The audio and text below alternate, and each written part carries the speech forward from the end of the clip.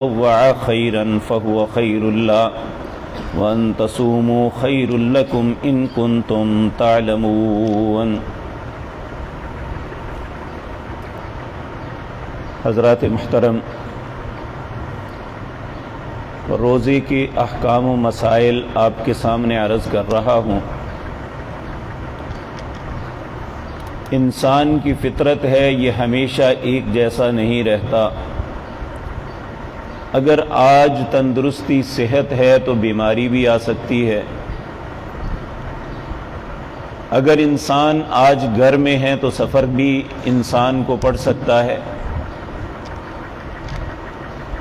نبی کریم صلی اللہ علیہ وسلم نے سفر کو عذاب سے تشبیہ دی ہے، اور یہ ایک حقیقت ہے کہ آج اتنا جدید زمانہ آنے کے باوجود کہ جب کہ ٹرین، گاڑیاں خوبصورت اور جہاز، ہر اللہ نے نعمت انسانوں کو عطا کی ہے، اس کے باوجود سفر ہوتا ہے۔ گھر کی کیفیت اور سفر کی کیفیت میں زمین و آسمان کا فرق ہے۔ تو روزہ ایک ایسا عمل ہے جو سحری سے شروع ہو کے سارا دن اسے کنٹرول کرنا اور پھر افطاری تک اس کا اختتام، تو سفر کے اندر یہ چیزیں ناممکن ہو جاتی ہیں۔ انسان اپنی من پسند نہ کھا سکتا ہے، نہ انسان اپنی من پسند معاملات کو چلا سکتا ہے۔ وہ پابند ہے، بعض اوقات وقت بھی نہیں ملتا سفر کے اندر۔ تو یہ بات یاد رکھیں کہ دنیا کے اندر ایک اصول ہے کہ قانون کی نظروں میں سب برابر ہیں، لیکن اللہ نے اپنے قانون میں سب کو برابر نہیں رکھا۔ جو انسان تندرست ہے اس کے لیے قانون کا اطلاق پوری طرح ہے۔ اگر کوئی بیمار ہو جاتا ہے یا کوئی معذوری ہو جاتی ہے تو اللہ رب العزت ایسے انسان کے اوپر اپنے قانون کو نرم کر دیتے ہیں۔ اب یہاں بھی اللہ رب العزت نے انسان کو باندھا نہیں ہے، اسے مجبور نہیں کیا۔ اور ہم دیکھتے ہیں دنیا کے اندر ہمارے ملکی قوانین جہاں بھی ہیں تو وہاں انسان کو ہر حالت میں قانون کی پاسداری کرنی پڑتی ہے۔ کچھ بھی ہو جائے، کوئی بھی ملک اپنے قانون کے معاملے میں کمپرومائز نہیں کرتا، اور دنیا چلانے کا طریقہ بھی یہی انسان کے ذہن کے مطابق۔ لیکن اللہ رب العزت جو اپنے بندوں پہ بڑے ہی رحیم و کریم ہیں، وہ انسان کے لیے جب وہ مجبور ہو جاتا ہے، کسی معاملے میں معذور ہوتا ہے، تو اللہ اپنے قانون کو اس پہ نرم کر دیتے ہیں۔ روزہ ہے، روزہ رکھنے کا حکم ہے۔ جو شخص جان بوجھ کے روزہ ترک کرتا ہے، اگر وہ اس روزے کی قضا کے لیے پوری زندگی بھی روزہ رکھتا رہے نا، تو اس روزے کی قضا نہیں ہو سکتی۔ جو جان بوجھ کے روزہ بغیر کسی عذر کے چھوڑا جائے، اس میں کوئی عذر نہیں، لیکن جب عذر ہو جائے تو اللہ نے اس کا طریقہ بیان فرمایا، فَمَنْ كَانَ مِنْكُمْ مَرِيضًا او علی سفر فعدۃ من ایام اخر۔ اگر بیماری آ جائے یا کوئی سفر پڑ جائے تو اللہ تم پہ روزہ فرض نہیں رہنے دیتے، بلکہ تمہارے اوپر تخفیف کرتے ہوئے کہتے ہیں اور دنوں میں جا کے رکھ لینا، تمہارا اسی طرح روزہ قبول کروں گا جس طرح رمضان کا روزہ رکھا ہے۔ اب سوال یہ پیدا ہوتا ہے کہ کتنا بیمار ہو تو روزہ چھوڑے؟ اس کی اسیسمنٹ اللہ نے کسی کے ہاتھ میں نہیں پکڑائی۔ اپنے دل میں اللہ کا خوف رکھتے ہوئے، اس چیز کو مد نظر رکھتے ہوئے کہ اگر میں نے ایک روزہ جان بوجھ کے چھوڑا، میں رکھ سکتا ہوں، نہیں رکھتا۔ کیونکہ آج خصوصاً شریعت کے اندر انسان بڑی سہولت ڈھونڈتا ہے کہ مجھے یہاں سے سہولت مل جائے بس۔ یقین جانیے، رات ایک جگہ درس تھا، وہاں ہمارے ایک بزرگ ہیں،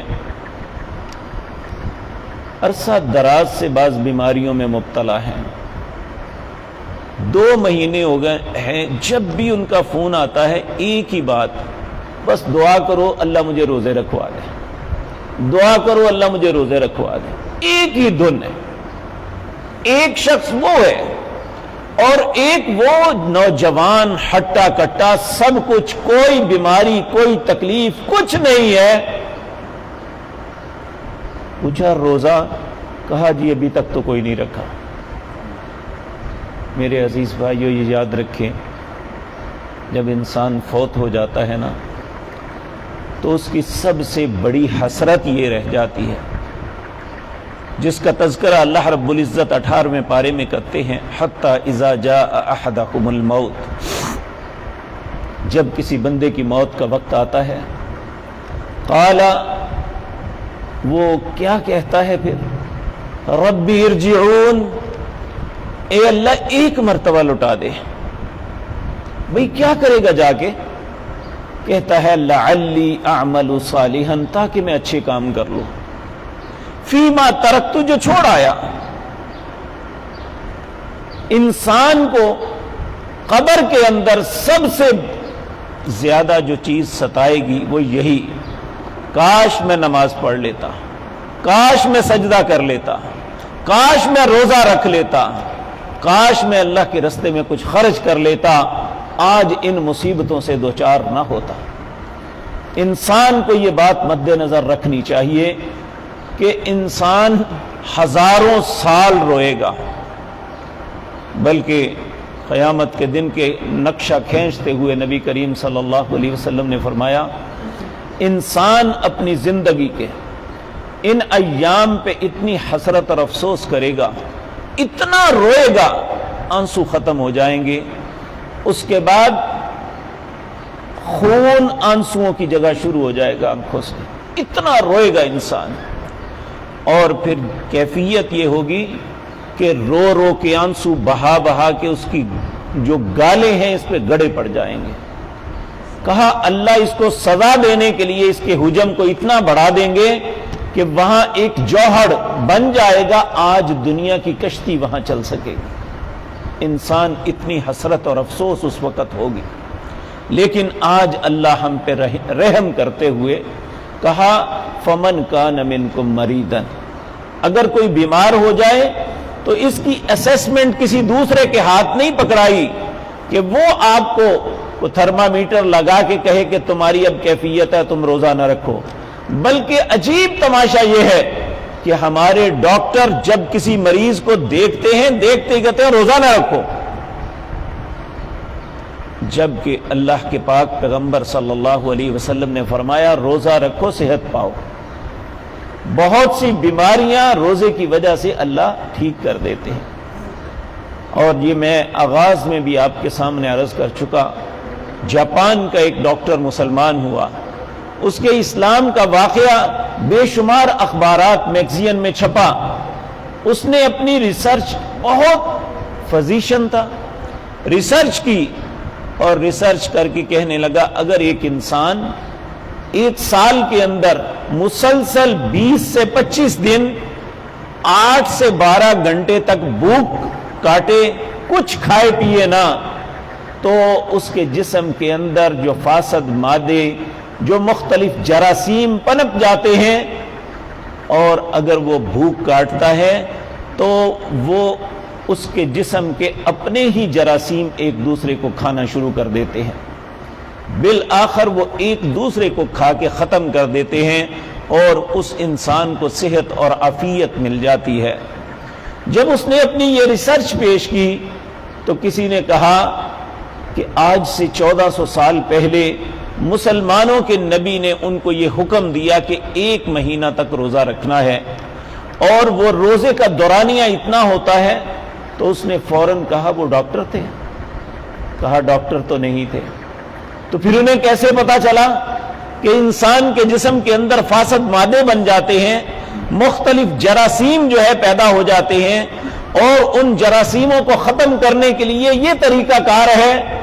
کہا وہ اللہ کے رسول تھے، اللہ کی رہنمائی میں وہ بات کرتے تھے، اس نے کہا اگر آج سے 1400 سال پہلے ایک شخص نے ہمیں یہ بات بتائی تو میں اس پہ ایمان لاتا ہوں اور مسلمان ہوتا ہوں۔ تو مسلمانوں، ہمیں تو فخر کرنا چاہیے اپنے دین کے اوپر، نہ کہ ہم اپنے دین کے خلاف چلیں، ہر بات میں اللہ اور اس کے رسول کی نافرمانی کریں۔ اللہ تو ہمیں خیر دینا چاہتا ہے۔ تو اگر بالفرض کسی وقت انسان بیمار